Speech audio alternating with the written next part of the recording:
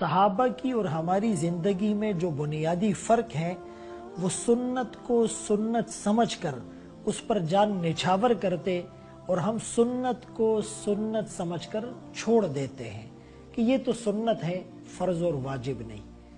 اس سنت کی اہمیت کا اندازہ اس بات سے لگایا جائے کہ اگر کسی علاقے میں 2 اسکول ہو، ایک گورنمنٹ ایک پرائیویٹ، ان دونوں کا یونیفارم الگ ہوتا ہے، ان کا ڈریس الگ ہوتا ہے، ان کا لیبل اور مونوگرام الگ ہوتا ہے۔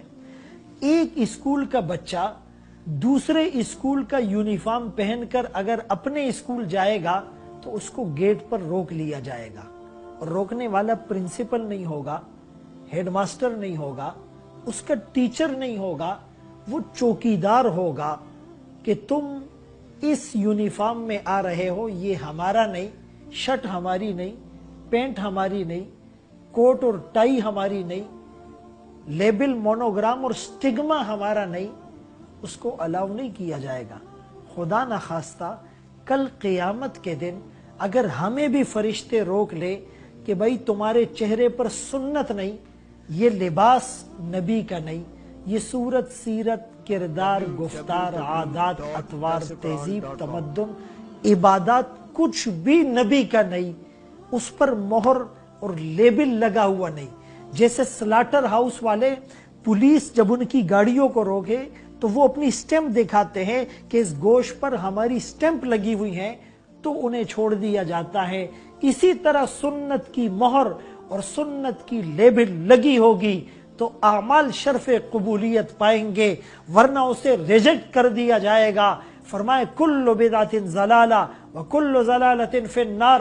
فرمایا آقا آپ کو پتہ نہیں، یہ وہ لوگ تھے جنہوں نے آپ کے بعد آپ کی سنتوں میں تبدیلی کی، اپنی طرف سے انوویشن کر کے نئی نئی بدعات کو ایجاد کیا تھا۔ اسی لیے سنت کی اہمیت ہمارے دلوں میں ہوگی تو سنت پر عمل کرنا آسان ہوگا۔ اور ایک سنت من تمسک بسنتی عند فساد امتی فلہ اجر 100 شہید۔ آپ امیجن تو کریں 100 شہیدوں کا ثواب وہ انکاؤنٹیبل ہوا کرتا ہے۔